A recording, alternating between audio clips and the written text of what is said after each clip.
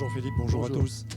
Merci de participer à cette réunion à distance, mais c'était très important pour nous d'organiser cet événement, puisqu'effectivement nous sommes partenaires premium des Jeux Olympiques et Paralympiques 2024, Paris 2024, depuis janvier 2019. Donc depuis janvier 2019, nous portons ce projet d'accompagner bien sûr les Jeux, d'accompagner leur esprit, mais aussi d'accompagner les entreprises, acteurs de l'économie sociale et solidaire, les professionnels, dans ces Jeux qui seront certainement très différents de ceux que nous avons connus dans les années précédentes.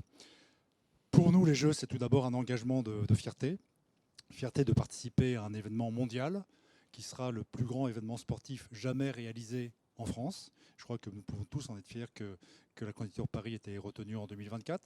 C'est aussi une fierté de partager ces valeurs sportives, d'éthique, d'effort, d'émotion, de plaisir, de bien-être, de santé, et bien sûr de respect des uns et des autres. Et puis pour concrétiser cette fierté sur notre territoire, nous accompagnons jusqu'en 2024 6 sportifs dans 6 disciplines, le vélo de piste, le sprint, le basket, l'escrime, excusez-moi, je vais en oublier, je ne veux pas, lancer de marteau et le ping-pong. Donc tous ces éléments font que nous sommes des partenaires fiers et actifs. Alors ces mots sont importants, mais après il faut qu'ils se traduisent par des engagements.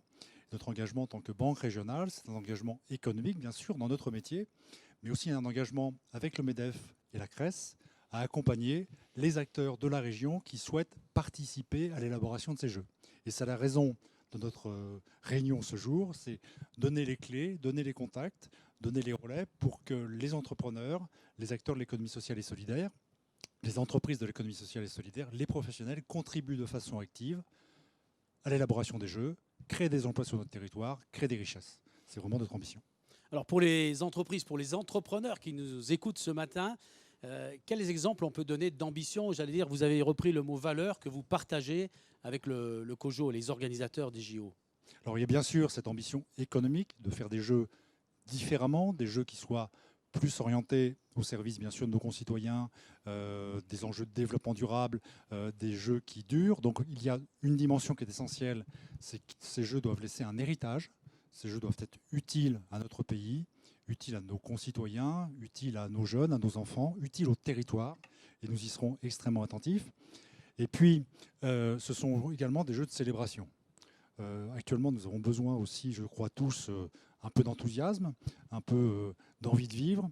Et donc ces Jeux auront l'objectif de valoriser la fraternité, l'engagement des sportifs, la valorisation des territoires et de faire une grande fête qui peut commencer aujourd'hui par notre engagement économique, mais qui se traduira aussi par le parcours de la flamme dans les grandes villes de notre pays, et puis des Jeux qui se dérouleront aussi dans de nombreux endroits de notre territoire. Donc engagement, célébration, héritage, c'est ce que nous partageons avec le COJOP.